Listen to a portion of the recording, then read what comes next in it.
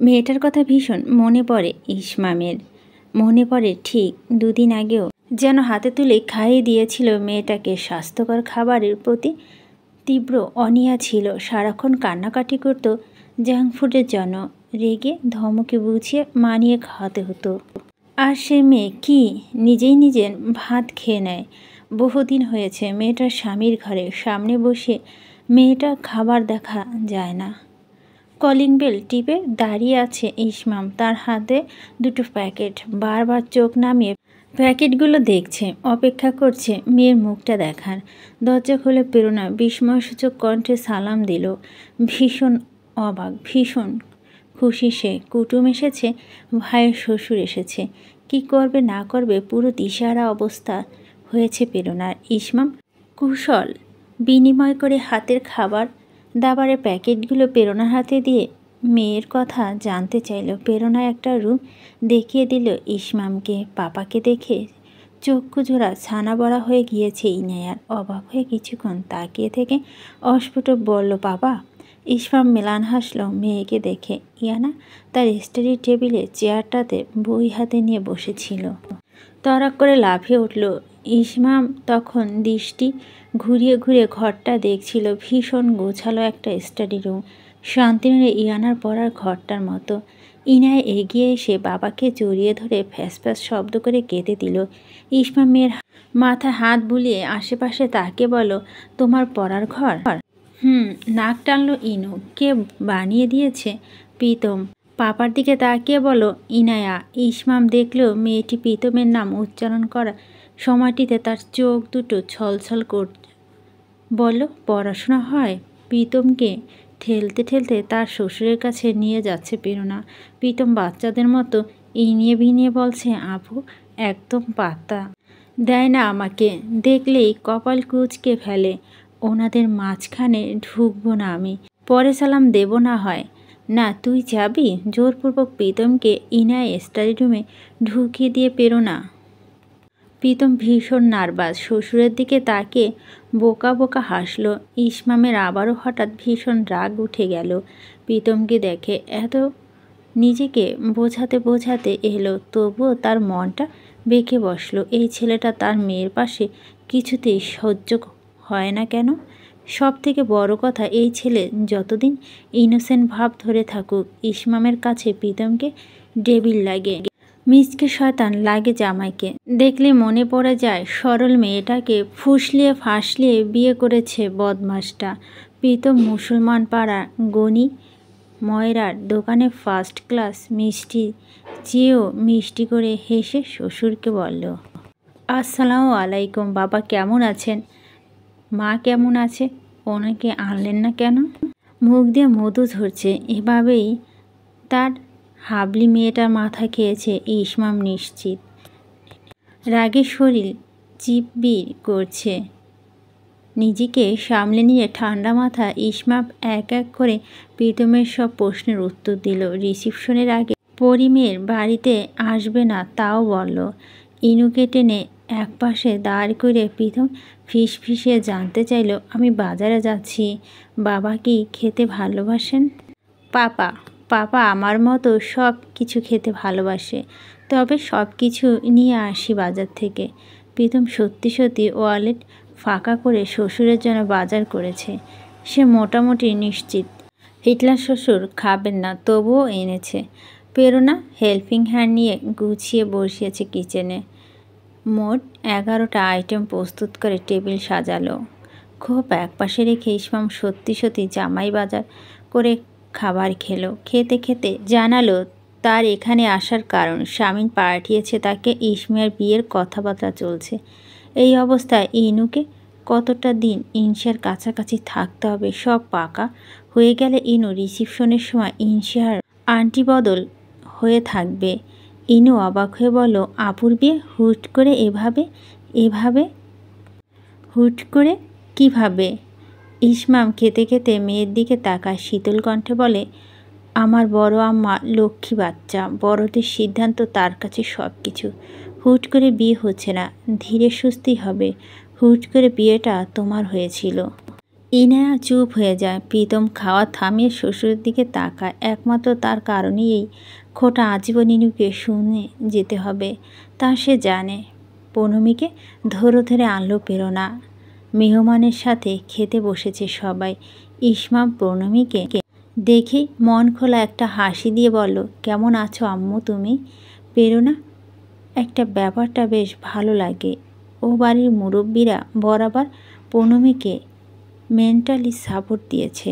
আম্মু ছাড়া অন্য কোনো সম্বোধন ডাকে না পৌনমীকে। পৌনমী ঠোঁটের কোণে সামান্য হাসি ফুটে ইসমামের নিচু গলায় বলল, আলহামদুলিল্লাহ আঙ্কেল, আপনি কেমন আছেন? ভালো। তুমি তোমার ভাবি সাথে আমাদের বাড়িতে যাবে, ভালো লাগতো তোমার। যাবে তুমি? অত্যন্ত আন্তরিকতা নিয়ে ইসমাম বলে পৌনমীকে। পৌনমী দিন দিন স্বাভাবিক হয়ে উঠছিল।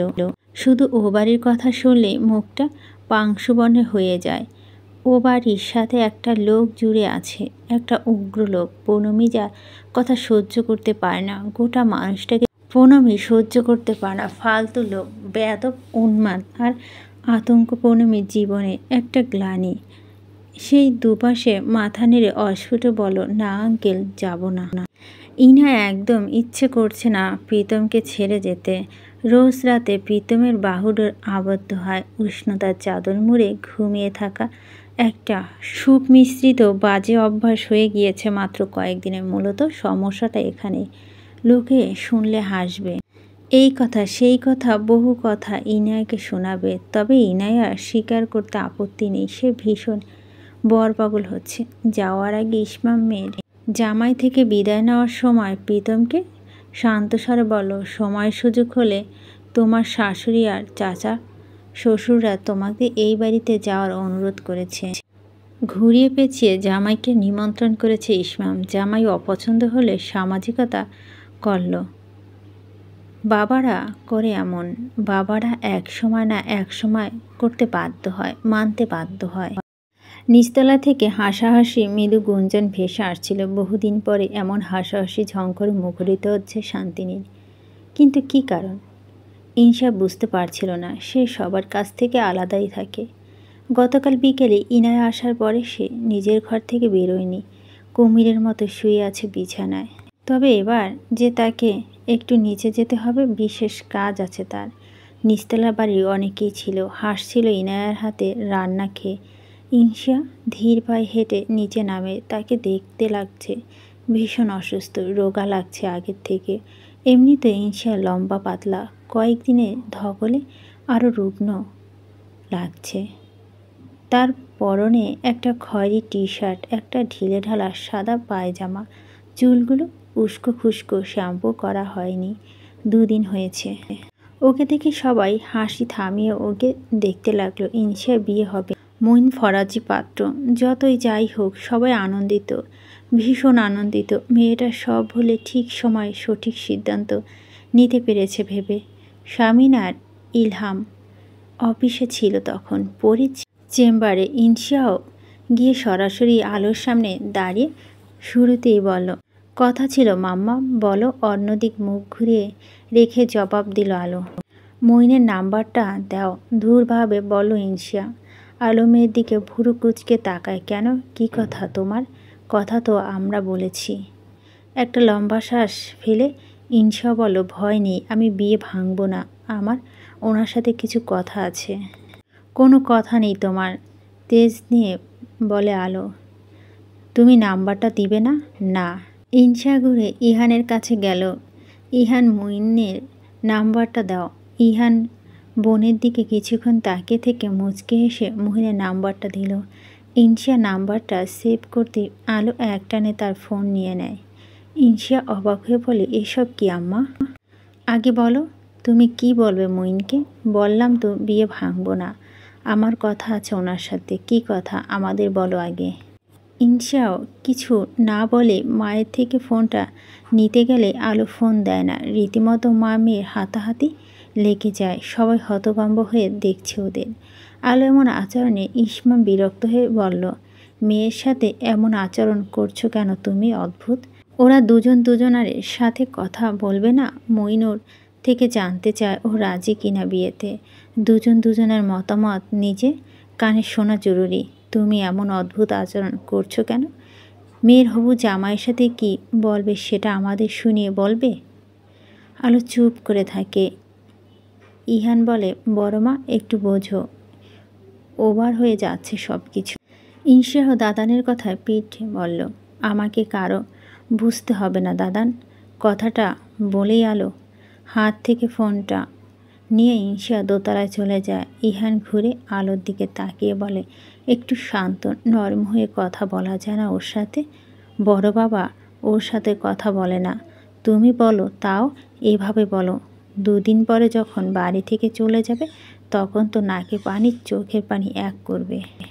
আলো ইহানের কথা গায়ে না মেখে ইনায়ার দিকে তাকিয়ে বলে, তুই যা, গিয়ে লুকিয়ে লুকিয়ে শুনবি মইনের সাথে ও জরুরি কথাগুলো। ঠিক কি যদি শুনতে পাস বিয়ে ভাঙতে চাইছে তাহলে সাথে সাথে একটা ডাক দিবি আমাকে। 1 সেকেন্ডও দেরি করবি না, আমি চপ্পল নিয়ে রেডি আছি। বড় মার কথা শুনে ফাঁকা ঢোক গিলে ফেলে ইনায়া পড়েছে বিপদে। সে এখন আপুর ঘরে আড়ি পাতবে। রুমে ঢুকে ধূপধাপ আওয়াজ তুলে দরজাটা বন্ধ করে দিল ইনশিয়া। মেজাজটা ভীষণ গরম করে দিয়েছে স্বামী ইয়াসা মির্জা, জাদ্রের বউ অদ্রিতা আলো। কিছু সময় চুপ করে থেকে ইনশিয়ার ফোনের দিকে তাকায়। ঘন ঘন নিঃশ্বাস ফেলে নিজের মেজাজটাকে শান্ত করে সে। তারপর দীর্ঘ সময় নির্লিপ্ত মতো দাঁড়িয়ে থেকে রোবটের মতো মইনের নাম্বারটায় কল লাগায়। মইন তার সিটি গার্ল স্কুলে বৃক্ষরোপণ সপ্তাহ প্রধান অতিথি হিসাবে আমন্ত্রণ রক্ষা গিয়েছিল। সচরাচর ডিউটি টাইমে মইন তার পার্সোনাল নাম্বারটা অফ রাখে, আজ ব্যতিক্রম। স্ক্রিনে ইনশার নাম্বারটা দেখে মইনের চোখ দুটো বড় বড় হয়ে গেল। ইনশার নাম্বারটা তার ফোনে সেভ করা। আজ সকালে স্বামী ইয়াসা মির্জা থেকে অনুমতি নিয়েছে ইনশার সাথে কথা বলার। তারপর ইহানের থেকে নাম্বারটা নিয়েছে। বড়দের কাছে ইনশারও নাম্বার চাইতে অস্বস্তি হচ্ছে মইনের। মইন চেয়েছিল রাতে নিরিবিলি কথা বলবে। এই দুপুরের সময় অসময় ইনশা ফোন কল পেয়ে একটু অবাকই সে ইনশার থেকে ফোন কল আশা করেনি। বিশেষ অতিথি তখন বক্তৃতা দিচ্ছেন। মইন হুট করে অতিথি আসন থেকে উঠে সবাইকে এক্সকিউজ মি বলে চলে যায় বাইরে। তার আচরণে তাড়াহুড়া ভাব। সে চাইছিল না ইনশার সাথে প্রথম ফোলাপটা মিস করতে। হবু বইয়ের সাথে প্রথম আলাপচারিতা লোভে একজন পেশাদার পুলিশ অফিসারের ছটফটার আচরণ করছে। কলটা যখন রিসিভ হলো দুপাশে দুজন ব্যক্তি একরাশ অস্বস্তি নিয়ে চুপ করেছিল। শুরুটা করলো ইনশা, সালাম দিল। মইন সালামের জবাব দিল। ইনশা স্বাভাবিক গলায় বলল, মইন। মইনের নাম ধরে ডাকলো। এতটুকু মেয়ে মইনের নাম ধরে ডাকলো। এই থানার এসপি মইন ফরাজির নাম ধরে ডাকলো। অমন ডাকে কী হবে যেন মইনের। নার্ভাসনেস ঘামছিল তুতলে। বলল, হ্যালো। হ্যাঁ মানে জি, আমি মইন। কেমন আছো ইনশা? ইনশা থেমে থেমে ক্লান্ত স্বরে বলল, ভালো। আপনি কিভাবে বুঝলেন এটা আমি? তোমার নাম্বারটা সকাল সেভ করেছিলাম ইহানের থেকে নিয়ে।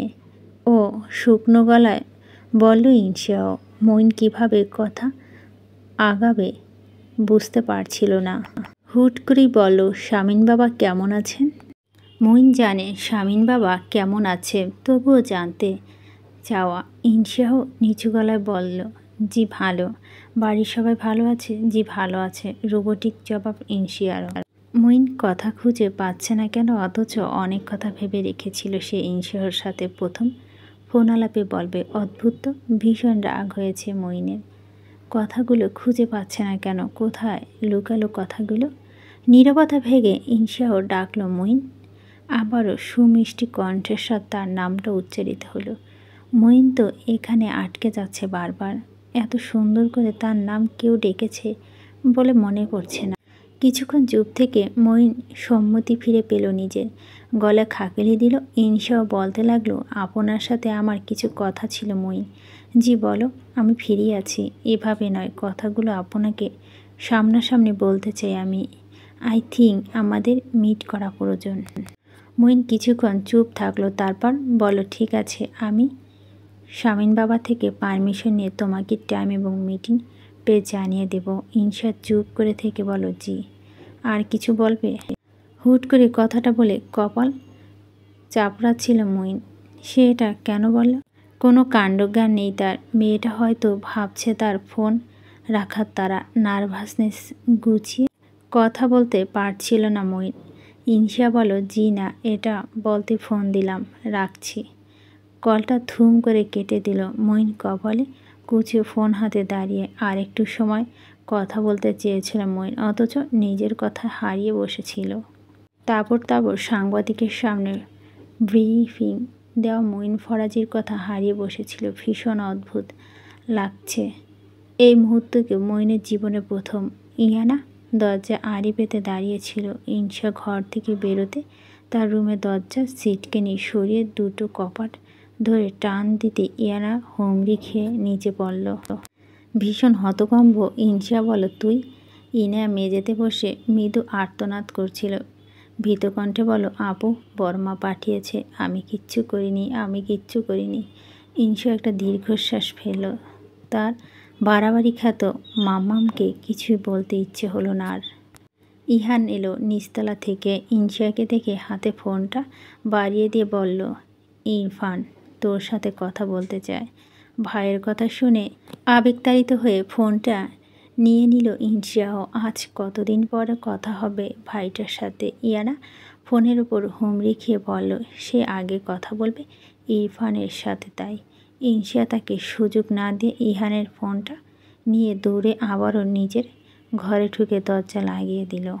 বোনের অসুস্থ মলিন চেহারার দিকে একদৃষ্টি তাকিয়ে আছে ইরফান। ইনশা মুখে হাসি ফোটানোর চেষ্টা করল। ইরফান বলতে লাগলো, ওই বেটা এসপি মইন তোকে বিয়ে করতে রাজি হয়েছে। কি জঘন্য পছন্দ বেটার। ইনশা মেলান হেসে ক্ষীণস্বরে বলল, আসলেই জঘন্য পছন্দ। ইরফান তাকিয়ে আছে বোনের শুকনো মুখটার দিকে। কিছু সময় পর ইরফান কণ্ঠ পাল্টে গম্ভীর হয়ে ডাকল, ইসি। তোকে কেউ জোর করছে? না তো। কে জোর করবে? এইদিকে তাকা। ইনশা স্ক্রিনে ইরফানের দিকে তাকা। ইরফান বলে, জোর করছে না তো তোকে? হেসে দুপাশে মাথা ঝাঁকা ইনশা। ইরফান বলতে থাকলো, তবে কেন হুট করে এভাবে বিয়ে করতে রাজি হয়ে গেলি? তুই কি ওই মইনকে পছন্দ করতিস? গম্ভীরতা বাদ দিয়ে আবারও ফাজলামো সুরে বলল ইরফান। ইনশাও হেসে ফেলল। ইরফান বলতে লাগলো, বল, তোর ওই জাদ্রেল এসপির ওপর ক্রাশ ছিল? বল। থামবি তুই? চেঁচিয়ে উঠল ইনশাও। ইরফান হাসছে। ইনশা এই প্রসঙ্গ পাল্টে বলল, সবাই খুশি হচ্ছে, তুই খুশি হসনি? বিয়ে করে নিচ্ছি আমি। হয়েছি। তোর হবুর বরের কথা চিন্তা করে ভীষণ খুশি হয়েছি। ওই এসপিকে আমার পার্সোনালি পছন্দ নয়। ব্যাটার উপর ভীষণ রাগ ছিল। কত ইনোসেন্ট আমিটাকে লকআপে মশার কামড় খেয়ে রেখেছিল। তুই ইসি সব কিছু প্রতিশোধ নিবি। ভাইও হয়ে প্রতিশোধ নিবি ইসি। প্রতিশোধ নিতেই বিয়ে করব, হেসে বলে ইনশা। তুই যেমন প্রীতমের ওপর প্রতিশোধ নিতে প্রণমীকে বিয়ে করেছিলি। ইরফানের হাসি থামিয়ে হঠাৎ চুপ হয়ে যায়। ইনশা হাসছে। ইরফান বলতে লাগলো, এমনি তো তোকে বিয়ে করে এসপি তামাল জীবন শেষ হয়ে যাবে। এটা ভেবে সে তখন থেকে মনের মধ্যে একটা পৈশাসিক আনন্দ হচ্ছে। ইনশাও নিশ্চুপ হয়ে যায়। মাথা নুয়ে রাখে সে। দীর্ঘ সময় নীরবতা ভেঙে ইরফান বলতে থাকে, বিয়ে কর। আমি অনেক খুশি হচ্ছি ইসি। মইন ভাইয়ার পাশে তোকে দারুণ মানাবে। হঠাৎ কি হলো? নিজেকে দেওয়া প্রতিশ্রুতি ভেঙে ইনশা কেঁদে ফেলে হু হু করে। ইরফান হতবাক হয়ে বোনের দিকে তাকিয়ে বলে, কি হয়েছে? ইসি তোকে জোর করছে তাই না রে বিয়েতে? কাঁদতে কাঁদতে দুপাশে মাথা নাড়া ইনশা। ইরফান বলে, তুই দাদানকে ফোনটা দে এক্ষুনি দিবি। পরনে তার জাতীয় পোশাক, ধূসর রঙের মলিন শাড়ি, চুলে লম্বা একটা বিনুনি, শাড়ির আঁচল ঘুরিয়ে ডান কাঁধে রাখা একটা চামড়া পাঁচ ব্যাগ। আজ হাতে অতিরিক্ত হিসেবে একটা ছাতাও রয়েছে। বাইরের রোদের তাপ বেশ। স্কার্ফ নিয়ে মাথাটা পেঁচিয়ে একটা সানগ্লাস লাগিয়েছে চোখে। ইহান চিনতে পারল তার শাড়ি দেখেই। এই শাড়িগুলো কি শাড়ি ইহানের ধারণা নেই, তবে এর নাম হওয়া উচিত প্রেরণা শাড়ি। ইহান অপেক্ষারত বসে আছে অফিসে। মনিটরে দেখছে প্রেরণা তার ম্যানেজার সাব্বিরকে নিয়ে ক্রমশ এগোচ্ছে। এক দৃষ্টি মনিটরে তাকিয়ে দেখে ঠোঁট কয়েক সেকেন্ডের জন্য অস্পষ্ট হাসি রেখা দেখা দেয় তার। ইহানকে সালাম দিতে ইহান জবাব দিল সালামের। বসতে বলল প্রেরণাকে সাব্বিরকে। প্রেরণা বসলো। ইহান যেন বুঝতে পারছে না প্রেরণা এখানে আসার কারণ। ঠিক এমনভাবে বলল, বলুন কি সাহায্য করতে পারি? তার আগে বলুন শুদ্ধ কেমন আছে? পুরোপুরি সুস্থ, প্রেরণা হাসি মুখে বলল। তার পাশে বসে থাকা সাব্বির চোখ বড় বড় করে অবাক হয়ে ইহানকে দেখছে। ইহানের সাথে তার সব কথা হয়ে গিয়েছিল, অথচ প্রেরণার সামনে কেমন ভান ধরেছে। ইহান তাজওয়ার কিছুই বুঝতে পারছে না। কেমন রহস্য রহস্য গন্ধ পাচ্ছে সাব্বির। প্রেরণা কোনো রকম বাড়তি আলাপ না গিয়ে সরাসরি বলো, আপনাদের ব্যাকগ্রাউন্ড ফ্লোরে তারা দেবে। বিজ্ঞাপন দেখলাম। মির্জা এন্টারপ্রাইজে হেড অফিসে ম্যানেজারদের সাথে যোগাযোগ করে জানলাম এটা মির্জা এন্টারপ্রাইজের কোনো সম্পত্তি না, আপনার ব্যক্তিগত। আসলে আমি রেন্ট নিতে ইচ্ছুক। আপনার সাথে আলোচনা বললে আমরা উকিল বসতাম। ভিতরে কামরায় দলের ছেলেগুলো রহস্য উদ্ঘাটনে ব্যস্ত। হুট করে ইহান তাজওয়া দলীয় অফিসে অর্ধেকটা ভাড়া দিতে চাচ্ছে। এতটা আর্থিক টানাপোড়েন ইহান মির্জা এসেছে এটা ভেবে ভীষণ অবাক সবাই। তাও কাকে ভাড়া দিচ্ছে? ওই হুমকি ধামকি আপা, বাবুর্চি আপাকে। এই এরিয়ায় একটা বাঙালি রেস্তোরাঁর অভাব ঠিক, তবে সেটা তাকে দলীয় অফিসের নিচতলায় হবে।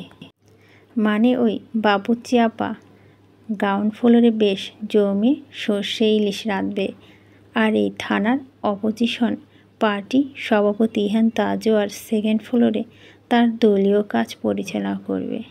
আলোচনা এক পর্যায়ে নাহিদ দাঁত বের করে বাকিদের বলল, একদিক দিয়ে ভালোই হয়েছে, আপার রেস্তোরাঁ খাবার ফার্স্ট ক্লাস। খিদে পেলে ছুটে যাব। সে যাবি। ওই রেস্তোরাঁতে আমাদের দলের ছেলেদের প্রবেশ নিষেধ। ভাই ওই ঝামেলার পর কি বলেছে মনে নেই? আরে চিন্তা করিস না, খাবারের সুঘ্রাণ ভাই নিজেও টিকতে পারবে না, আমাদের আগে সে দৌড়াবে। ওয়াশক্যাপের সকাল 10টা। টেবিল নাম্বার L3 L5 বুক করা আছে। মেসেজটা স্ক্রিনে জল করছিল। ইনশা আর একবার দেখে উঠে ছুটে ওয়াশরুমে গেল। গত রাতে মইনি মেসেজ পাঠিয়েছে। আজ বেলা অবধি ঘুমিয়েছে সে। ইতিমধ্যে 9টা বেজে গিয়েছে। ইনশাও চটজলদি ফ্রেশ হয়ে নেয়।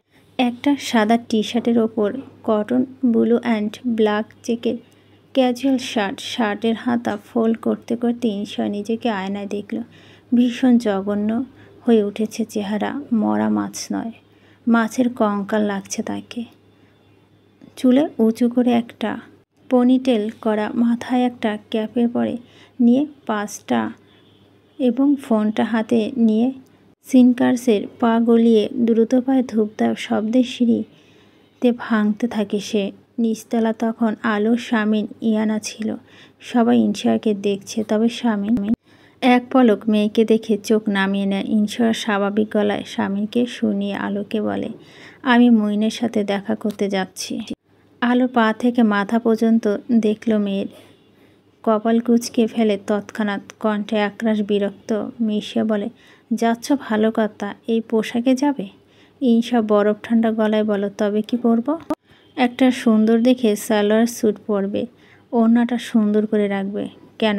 মেয়ের তেরা জবাবে রাগ উঠছে আলোর। তবে সে আর শামিনের সামনে মেয়ের সাথে ঝগড়াঝাটি করতে চায় না। বলো, হবু বরের সামনে যাচ্ছ তাই? আলোর মুখ থেকে কথাটা বের করতে পারল না। ইনশা বলল, কিন্তু মাম্মা এটা তো ভণ্ডামি। আলো অবাক হয়ে জানতে চায়, হ্যাঁ ভণ্ডামি। দেখো মাম্মা, আমি এমন, আমার জীবনে ধরা এমন, চলাচলন এমন, এভাবে বেঁচে এসেছি আর ভবিষ্যতেও বাঁচব। আজ তার সামনে অন্য বেশে যাব, তার কাছে ভালো ইমপ্রেশন রাখতে, কিন্তু পরবর্তীতে তো আমি এভাবে থাকবো। আলো তাকিয়ে আছে মেয়ের দিকে। ঈর্ষাও বলতে থাকে, কেউ যদি আমাকে পছন্দ করে বেছে নেয়, তাকে আসল আমিটা কি বেছে নিতে হবে মাম্মা? আমার সব কিছুতেই রেসপেক্ট দিয়ে এই সম্পর্কে জড়াতে হবে। আমি নরম কোমল মিউ মিউ টাইপের মেয়ে নই। আমি ঈর্ষাও কারোর জন্য নিজেকে বদলাবে না মাম্মা। কোনো ভণ্ডামি করতে পারবে না একদিনের জন্য। কোনো কথা বলছে না আলো, শুকনো মুখে মেয়ের দিকে তাকিয়ে আছে। ঈর্ষাও ইনায়ার দিকে তাকিয়ে বলো, তুই যাবি? গেলে চল। ইনায়া তৈরি ছিল, তার আজ আপুর সাথে যাওয়ার কথা। সে দ্রুত মাথা ঝাঁকালো। ঈর্ষা ইনায়াকে নিয়ে চলে যাওয়ার পরে আলো মলিন মুখে ঠায় দাঁড়িয়েছিল তাদের প্রস্থান দিকে চেয়ে। অদূরে স্বামীন বসে স্ত্রীর মলিন মুখটা লক্ষ্য করে কিছুক্ষণ এতপর ব্যস্ত ধীরে বলে, কেউ কারো জন্য বদলায় না ছিয়া। আলো ঘুরে স্বামীর দিকে চায়। স্বামী বলতে থাকে, কেউ কারো জন্য বদলায় না, কিন্তু কেউ কাউকে ভালোবাসলে তার জন্য অবশ্যই বদলায়। সেও বদলাবে, দুশ্চিন্তা করো না। আলো তাচ্ছিল্য করে বলে, বদলাবে আপনার মেয়ে? কি ঠেটা দেখছেন? আমার সব বদ গুণ পেয়েছে, একটা ভালো গুণ পায়নি। কি খামখেয়ালি দেখেছেন? মইন বুঝে সাহস করলো এগোবে। কি জানি কি হয়, আবার কপালটাতে একটু ঠুকতে ইচ্ছে করছে দেওয়ালে। একটা দীর্ঘশ্বাস ফেলে আলো বলে, স্বামীন অসুস্থের মতো হাসলো স্ত্রীর কথায়। আলো বলল, কথা বলেন না কেন মেয়ের সাথে? কি ঢং শুরু করেছেন আপনারা বাবা মেয়ে? কতদিন চলবে এসব? স্বামী নিশ্চুপ, আবারও দৃষ্টি ঘুরে হাতে বিজনেস ম্যাগাজিনে রাখে। আলো দীর্ঘক্ষণ স্বামীর মুখের দিকে চেয়ে থেকে আরও একটা দীর্ঘশ্বাস ফেলে চলে যায়। অ্যাডভান্সেস 30 লাখ টাকা, মাসিক ভাড়া 24,000 টাকা, স্থান সুযোগ সুবিধা বিবেচনা করে প্রেরণা প্রস্তাবটা রাখল। যদিও সে সন্ধ্যায় ইহান মির্জা তার এই প্রস্তাবটা রাজি হবে কিনা। সে বলল, আপনার কোনো সে থাকলে বলুন। ইহান তাকিয়ে আছে প্রেরণার মুখের দিকে। খুবই ধারালো ভদ্রমহিলার কথাবার্তা, হিসেব একেবারে পাকা। সে কিছুটা সময় নিয়ে বলল, রেস্তোরাঁর জন্য আমার কোনো প্রবলেম নেই, তবে আমি চাচ্ছিলাম অন্য কোনো প্রতিষ্ঠান যেন কম্পিউটার ট্রেনিং সেন্টার অথবা যুব উন্নয়ন সংস্থাকে ঘরটা ভাড়া দিতে। ছাব্বিরের চোয়াল ঝুলে গেল। কি অদ্ভুত, এই লোক তো নিজে আগ বাড়িয়ে বলেছে তাদের ঘর ভাড়া দিতে হবে। সাব্বির চাইলে যেন তার ম্যামকে নিয়ে যোগাযোগ করে। এখন ম্যামের সামনে এত টালাচ্ছে কেন বিষয়টাকে? প্রেরণার মুখ শুকিয়ে গেল ইহানের কথা শুনে। তার মানে ইহান হয়তো রাজি হবে না। সে শুকনো মুখে তাকিয়ে আছে। প্রেরণার অভিব্যক্তি লক্ষ্য করে ইহান তাজওয়ার মনে মনে এক দফা হেসে নিল, অথচ বাইরে সে যথারীতি গম্ভীর। কিছু সময় চুপ থেকে বলল, কিন্তু আমি আপত্তি নেই আপনার ঘরটা ভাড়া দিতে। তৎক্ষণাৎ হাসি ফুটল প্রেরণার মুখে। নীল দুটো চোখ তুলে তাকালো ইহানের দিকে। চোখ দুটো চিকচিক করছে স্বস্তিতে। ইহান ভদ্রমহিলার স্বস্তিটুকু অবচেতন মনে মুগ্ধ হয়ে দেখল। আলোচনা শেষ ঠিক হলো। 2-1 দিনে উকিল নিয়ে বসবে তারা। 25 বছরে চুক্তিতে যাবে প্রেরণা। আর ব্যবসায় আলাপ না বাড়িয়ে ঈর্ষার বিয়ের ব্যাপারে টুকটাক কথা জানতে চায়। আন্তরিক হয়ে বাড়িতে ইয়ানার কাণ্ড কারখানা ইহানের কাছে বলতে বলতে বাচ্চাদের মতো হাসে। ইহান শুধু তাকে দেখেই যাচ্ছে। প্রেরণাকে আজ ভীষণ মন খোলা লাগছে। একটা বড় দুশ্চিন্তা ঘাড় থেকে নেমে গেল যেন। খুশির হওয়া কথা, তাকে তেমন খুশি লাগছে। কথা বলার সময় ভদ্রমহিলাকে আজ গম্ভীর লাগছে না। দীর্ঘ আলাপ শেষে প্রেরণা উঠে দাঁড়ায়। ইহান থেকে বিদায় নিয়ে টেবিলের ওপর থেকে তার পার্স এবং সানগ্লাসটা নিয়ে ঘুরে দাঁড়াতে ইহান দেখতে পেল প্রেরণা বেখেয়ালে নিজের ফোনটা রেখে যাচ্ছে। গম্ভীর হাসকি স্বরে কালক্ষেপণ না করে ডেকে উঠল, নীলিমা আপনার ফোন। থমকালো প্রেরণা, থমকে দাঁড়িয়ে গেল। চকিতে ফিরে তাকালো। ইহান তার দিকে তাকিয়ে আছে। আবারও বলল, আপনার ফোন। কয়েক মুহূর্তে প্রেরণা চেয়ে থেকে অস্ফুট ইহানকে বলল, কি ডাকলেন আপনি? ইহান বলল, কি ডেকেছি? এইমাত্র নীলিমা ডাকলেন আমাকে। ইহান ভ্যাকাচাকা খেয়ে যায় পুরো। হুট করে খেয়ালে চলে আসে সব কিছু। পা মাথা অস্থির নিয়ে হাঁসফাঁস করছে। প্রেরণা অদ্ভুত দৃষ্টিতে দেখছে তাকে। ইরফান নিজেকে সামলে নিয়ে বলল, সরি, অ্যাকচুয়ালি আমাদের দলে নীলিমা নামে একজন নারী কর্মী আছে। ওনার নামটা ভুল করে ডেকে ফেলেছি আপনাকে। সরি। আপনার ফোন। প্রেরণা ধীরে এগিয়ে গিয়ে ফোনটা হাতে তুলে নেয়, তারপর বেরিয়ে যায় অফিস থেকে। ইহান তখন একটা লম্বা শ্বাস ফেলল। নিজের কাণ্ডে নিজেই বেশ অবাক সে। এতটাই গোলমেলে কেন হয়েছে তার মন? ভারী অদ্ভুত, ভীষণ লজ্জা পড়ে যাচ্ছিল আজ। কিছুক্ষণ চুপ থেকে বসে থেকে একা একাই হাসে সে। অস্ফুট তিনি আওড়ালো, নীলিমা, নীলিমা, নীলিমা। যে একটা টি শার্ট নিজের পছন্দ না হলে পরে না, সে বাবার মায়ের পছন্দের ডিরেক্ট বিয়ে করে নিচ্ছে। আমি সত্যি ভীষণ অবাক হচ্ছি। ইনশিয়া রেস্তোরাঁয় আজ ইনশিয়ার 5 বান্ধবী এসেছে। মুইনকে জানিয়েছে ইনশিয়া তার বন্ধুরাও আসবে। মুইন সেজন্য বোধ হয় 2টো টেবিল বুক করে রেখেছে। ইনায়া আপু আর আপুর বান্ধবীদের মাঝখানে চুপচাপ বসে আছে। তার বিরক্ত লাগছে এদের কথাবার্তা। ইনশা ওয়াসিফার কথা জবাবে কিছু বলল না। মানহা আবারও বলল, বারবার বলছি ভেবে দেখ। আরও লোকটা কি ভীষণ রাগী, ভীষণ জেদি, মন ভার লোকটা, মেল ইগোতে ভরপুর। আমার তো এটা মনে হচ্ছে শুধু। মানহার কথায় বিরোধিতা করে তিথি বলে, তোদের ওই লোকটার সাথে ফার্স্ট মিট যখন হয়েছে তখন তোরা অভিযুক্ত ছিলি। উনি ছিলেন পুলিশ অফিসার এবং তোরা বেয়াদবি করেছিলি। ওই লোকটা নিশ্চয় তোদের থানায় না নিয়ে ছেড়ে দিবে না। এতে জেদের কি দেখলি? মেয়েলিকেও কোথায় দেখলি?